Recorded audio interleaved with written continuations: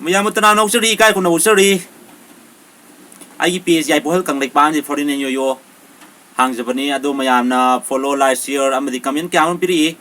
ai gui ba warol sing asi mayam na tari aduga mayam na loksin ba yaba warol sing pauta sing yaw gade loksin biyo yai phare ina lining na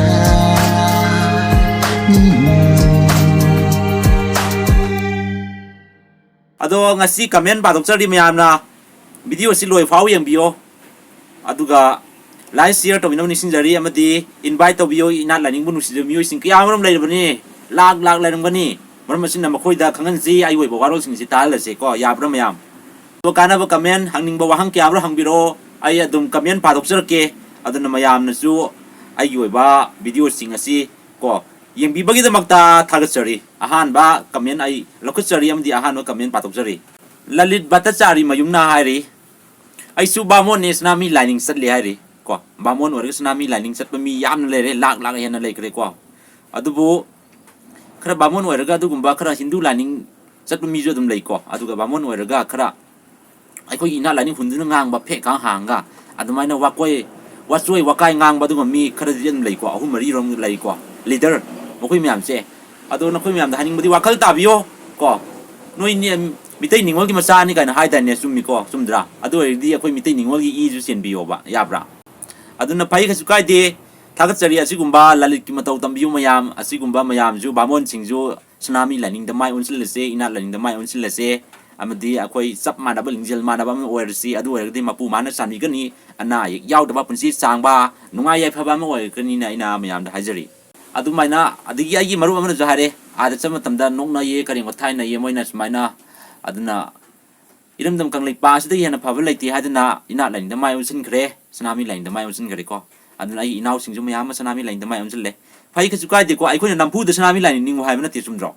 mi masana khoi ina lain bu nusi jabagi ning jabane ba chukai de ba khoi sanami lain sapal khoi slide tare kata nate atop burup jo dum chatbi chukai de ba sumra atop burup jum chatbi yo lun sena ning biyo aphaba wakhalon aphaba ing tapa aduga aphaba sakhot ba aduga makunai ma ohelase ba yapra mayam lalit mata sari mayumgi kamen patok jari masu bamon ne hayes nami lain lun sena ning hari adom lun sena ning biyo pulsi sangba nuai aphaba mapu mana sandiba oresano lain thoi pana sanbu oresano naina haijari mathangi kamen ning thauna hari jeke ipu taret ki do oina nambiro hari ipu taret ki mingkai solasi anam aha se kokpa oisnu ipu na hairamba laiwa kya se tiktok pa yade aduga ko nakhoi mikap thoklo slide tare haibane aduga mitai lining sanami lining umang lai kya se masa mareng phangal lagle sakhol lagle ko ipu tare thokpi raklo ipu tare na pamjiramba mahiya lare haiba adugumba lai soli sei ni mayam soidna putok charakani ado ai gi lai soli sei sida mayam adum ko adom gi angang sing ko inat ko ba visual set laga adum yawbi yo ko adum salai tare ki phiral pai ba adugum di adum lai khuram chamin na ba sumbagi di adum mayam adum yawbi ai ko number da pio hari ai gi contact number pa ma inbox la pio ps adugi inbox da ai gi ps ki inbox da 14 yo hang ido adi da puya mai thaba hai bido adu yengsi hari ko puya mai thaba da lai kya sakide sakpangam de mai kai mari da pai du na mangki kaya da kan khrabno sanami lining se mai thi ba pingam de hingling asisu anam aha khara su lambai wani kana na su mai thi ba pingam dri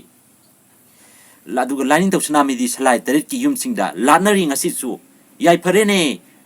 lining to sanami hina asumai na sai tha jabi sai ne yamna phajaga da ba to bi sai ni ko ado aina to pa pawa mi yoi singda music theater sumaina sembi yo sumaina isai jam ta phajana putok si ha ga ju moina yabi roi mamdi ina lining gi oi bani na ko isai mai iri jo aina phajana iri ba sumaina phajana ibiyo tarakanu yaraba pirang se taithok pinaba kana leite nangi lohongba numita tumin aidi kapli kaya da phajadra ma se literature kar yaw je habninda phau na bane nam phau na na bada ba adi phurup chen da hanga da ba dugum ba isai di putor kono sum dro adum ba isai do putok jor bu ai ina lining gi isai si na phare ba sum dra ma ya adugi ni ko aduna ni mi ta bi aba isai putok chai ba nusi nungol isai or ga mi ta bi aba literature da phajana ju hari ni ina omna ai isai je makoi na sakena hare ai isai je phajaye isai chu je aduga isai mayek lyrics fajaye yamba sakjage hai hoi ai dum pithoe na ingonda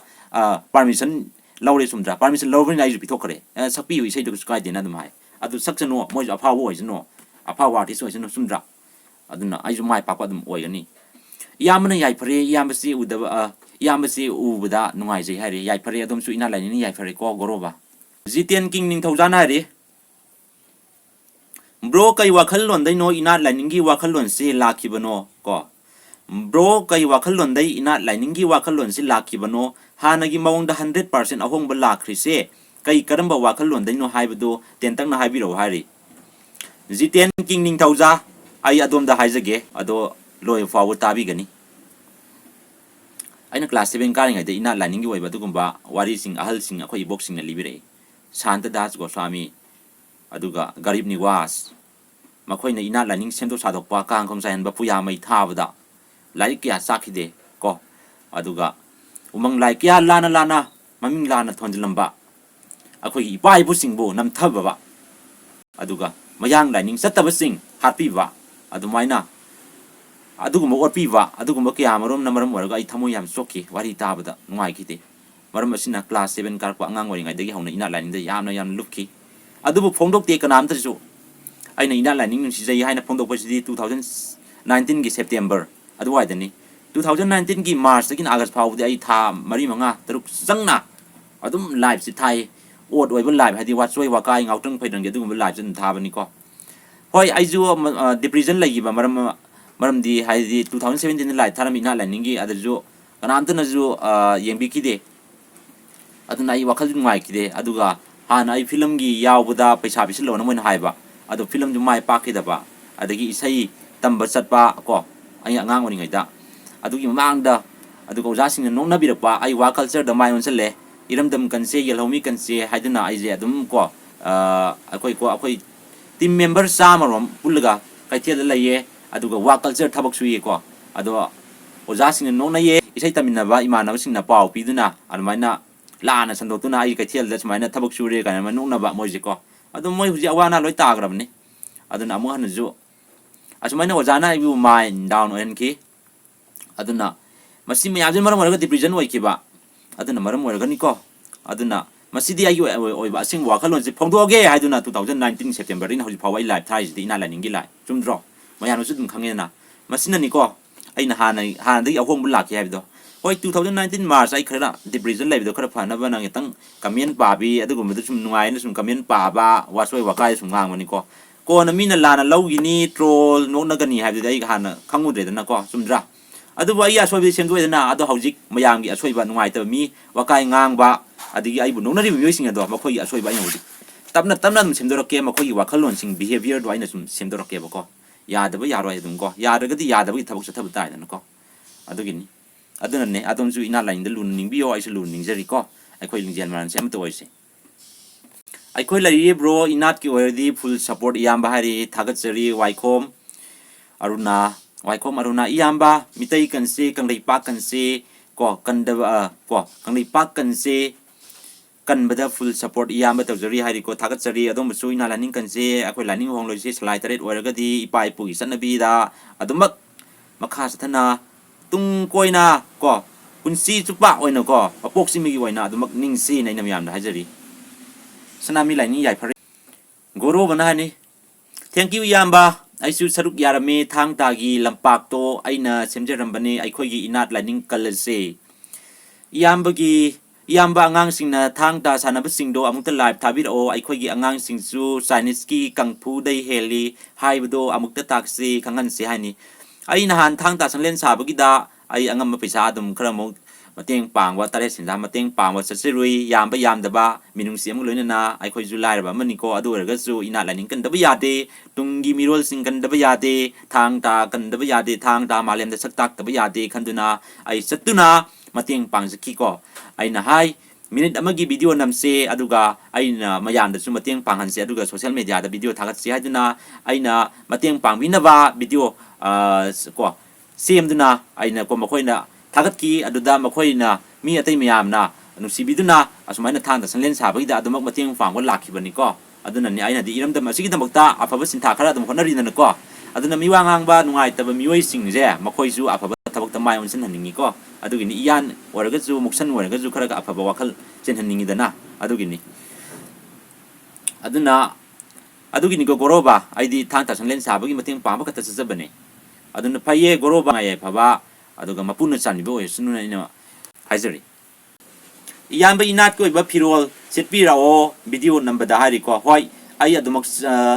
yai phari inat lining na haiba adugumba video do na muk thagat kibodo adugumba laisol sei da inat ko iba adum visual seli ko ado inat ko iba visual wai bada paisa ni hojiti tare senja paisa ngaktani sangije aduna hoi ai yari khai adum phaja phaja ba phirol ke amrom ko adum sechara ke inat ki phirol ke amrom sechara ke adum mayam na i oiba video se adum medium tabio aduga iram dam kang nei pa se leriba mi pung kuni makta ai oiba handa ki ano video sing amadi live sing ase asmani ni sin live thare ina lani oiba aduga paujal kya sandui hai se miam da mi pung kuni makta ko yahol las ko karem no mi du yamba mi tai oira mo ye mayang i yaw ngoni hai se chummi karem ka thaina mi oi sing ji moi gi profile yong re adi moi details oina khang do eba ngarang ju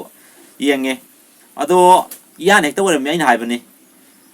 khara gara nangi religion aduna sumaina mingoda akampet ngangun na talak pro nang na sumaina mingoda nuai ta bawai ta hayuna hai pura aina live thai je akampet ju yaw de nuai ta bawa ju kan ti yaw de ai na laning kan je akoi slide tare lingje mana se sanami lining de mai onsen je ato pur ju sanami lining ni bi hai bane adu kari ka bege nang su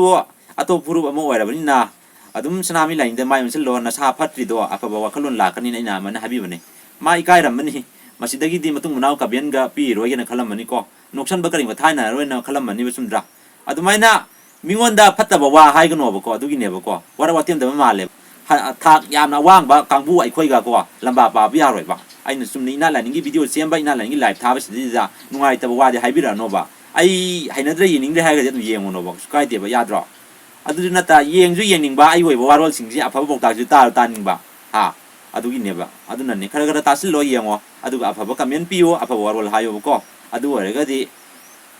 afaba kunai mo oigani